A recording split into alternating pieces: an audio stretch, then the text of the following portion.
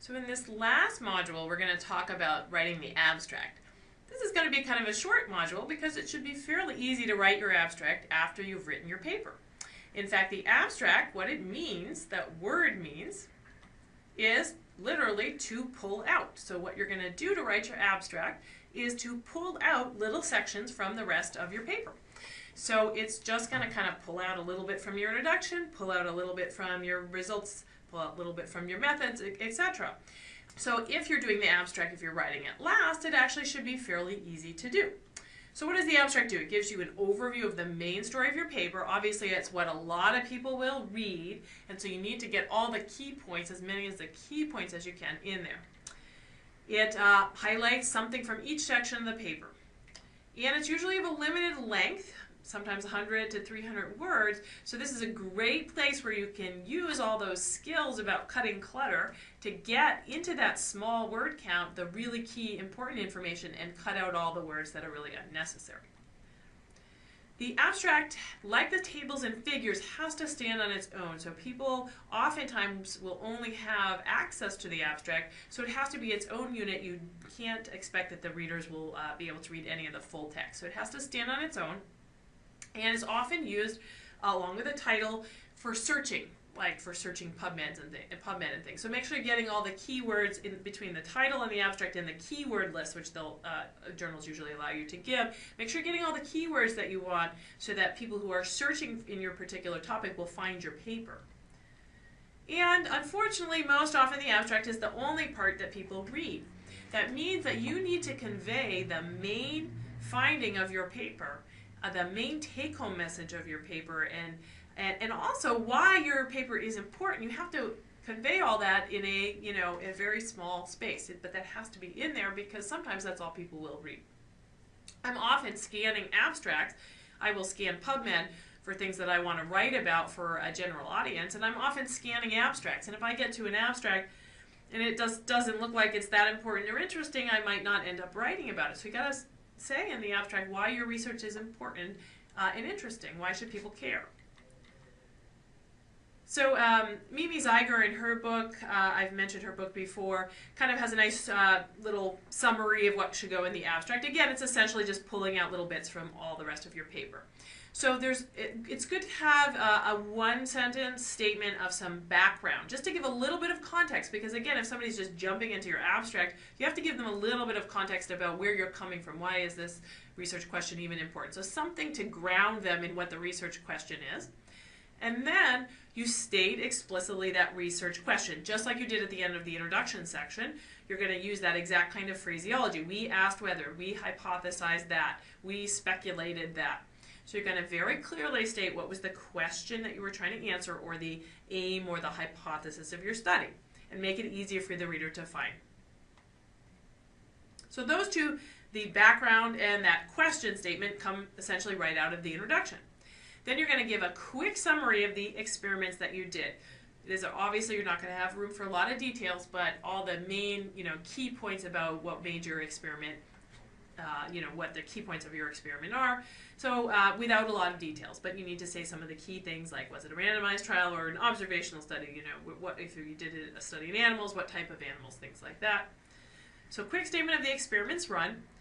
And then that's just, you're pulling that a little bit out of the method section, and then you pull something out of the results section, and it's going to be very minimal. You're going to give a couple of key results, and you're not going to be able to cram a lot of numbers in there. So summarize everything, maybe give one or two key numbers, like the main effect size or the main p-value. And then you're going to have usually a one-statement conclusion. You're going to answer the question that you asked, or the hypothesis that you were testing in your study. What did you find? Was your hypothesis proven or not? What was the answer to your question? So give an answer to that question and some kind of take-home message, so that you're actually saying, well, what did your data show relative to that question? So some kind of take-home message about whether or not your hypothesis was proven. Does breast cancer, is it linked with smoking in your study? And then there's one more thing that I think is very important that you put in, you need to have, as Mimi Zeiger puts it, some kind of implication, speculation, or recommendation. So what that means is that there's one sentence at the end of your abstract where you're going a little bit beyond into giving people that why should I care again? What's the implication? Why does this research matter? So give something a little bit more big picture. Again, I'm scanning abstracts a lot of times, and I need that to really be able to say, well, why should I care about this paper? Have that little last thing in there for the reader to really understand why your research is important. Now, abstracts come in basically two forms. They may either be structured, where the journal says, hey, we want you to have something for each of these pieces with subheadings like introduction, results, methods, or the subheadings are fairly obvious. Some journals will have more subheadings and more categories than others. Or you may have a free-form abstract. So you can see both kinds. The structured ones are obviously a lot easier to write. So here's an example of an abstract. This was looking at influenza virus and a potential vaccine. They were trying to create a vaccine for avian flu. And so here's the background. So we know that avian flu is a bad thing and people are worried about it and they're trying to create some kind of vaccine. And we don't really have a good vaccine yet. And then notice here's we kind of got the background, the context, and now we get the question asked. So that's that very explicit statement. We aimed to develop an influenza vaccine and assess its immunogenicity and efficacy to confer protection in mice. So this is a mouse study. And then they give a quick summary of the methods that they did to create the vaccine and test it in mice. And then they give a quick summary of the results. So they give you a couple of key pieces here. So first of all, the vaccine seemed to work, at least in the mice. It provided effective protection from disease and death, and notice a highly significant p-value there. They just put the p-value. They didn't give you any other numbers, but that's probably enough. And then they tell you something. Then they get to and they tell you that the vaccine induced a 3-fold to 8-fold increase in CD8 cells, so in your immune cells. So they actually give you an effect size for that. This is a big effect on your immune cells, and they give you one more p-value. So that's the main results. Notice they gave you only a couple of numbers in there. Then they give you the answer to the question that you asked. This is the conclusion. Our findings highlight the potential of this particular vaccine delivery system so it highlights the potential of it. It's not saying it works because we haven't tested it in humans, but it seems to work in mice, so it has some potential. The wider implication is that, hey, it offers stockpiling options. So in case there's a pandemic flu outbreak, this is a type of vaccine that we could actually stockpile. So that has some nice public health implications. So they snuck that in at the end to give you that, why is this study important, to make sure they got that in there. So then finally, I'm just going to show you one example of an unstructured outline, abstract. It's obviously easier to write the structured ones. Some journals, most journals have the structured kind, but some journals, like Science, actually have unstructured.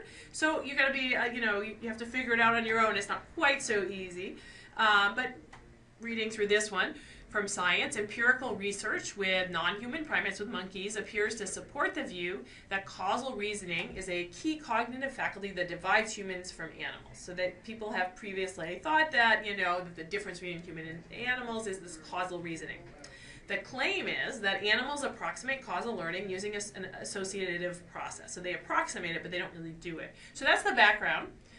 And this one's ordered a little bit differently because they actually give you the punchline, they give you the results first, kind of the conclusion first, but you don't have very much space in Science. So it says the present results cast doubt on that conclusion. So that's a nice, right, that's very intriguing. It's like, oh wow, these results cast doubt on that. So they don't give you any of the details of that, but they kind of give you that punchline right there, and it makes you want to read on and find out why. So then they give you the details of both the experiment and the results kind of rolled into one. Sometimes you can roll results and experiments, results and methods together like this. Rats made causal inferences in a basic task that taps into core features of causal reasoning without requiring complex physical knowledge. And they derive predictions of the outcomes. So they're giving you some background, more details about the study. They derive predictions of the outcomes of interventions after passive observational learning of different kinds of causal models. And these competencies cannot be explained by current associative theories, but are consistent with causal Bayes net theories. They don't tell you what that is, but they're assuming that you might know what that is. So you can see that they have kind of give the big implication, and the why you should care kind of in the middle of this one, but it is there. And so they got all kind of the key points in a very short space. Now, the one thing I want to add on the abstract, so you have the, besides the fact that you have structured and unstructured, one thing that I'd recommend on the abstract, as I've said, I'm recommending that you write it last. So you write the rest of the paper, and then it's very easy to write the abstract because you can literally kind of just pull sentences out of the rest of the paper. Of course, you're going to have to rewrite them so they're not exactly what appears elsewhere in the paper, but you can start by just kind of pulling information out of the rest of the paper. That's a very good way to write the abstract. What often happens with the abstract, the one caution I'll give you, is that there's a lot of times when people write an abstract prior to writing the paper because they want to present the abstract at a conference. And a lot of times you've just gotten data and you kind of rummage it together quickly and throw together some abstracts so that you can present it at a conference or poster presentation. So people will sometimes do that. And the one mistake they make is that months later, when they actually go to write up the paper, they're like, oh, I already wrote the abstract. Great, I can just plug that abstract in, and I'm going to start my whole paper there. So the problem with that is when you threw that abstract together, you probably hadn't nailed down all of the data analyses and the tables and figures, and it was probably very preliminary. And if you start with the abstract that you've already written, it's going to be hard to get it right because that was in the past. That was in a prior analysis before you really look carefully at the data and things. So my idea is just throw out that old abstract. It feels like, oh, I've already got it written, I should use it. No, just throw it out, write your paper, and then just rewrite the abstract, start over on the abstract using the material in your paper. And again, it's really easy to write an abstract after you've written the paper, so I would just do it in that order. The preceding program is copyrighted by the Board of Trustees of the Leland Stanford Junior University.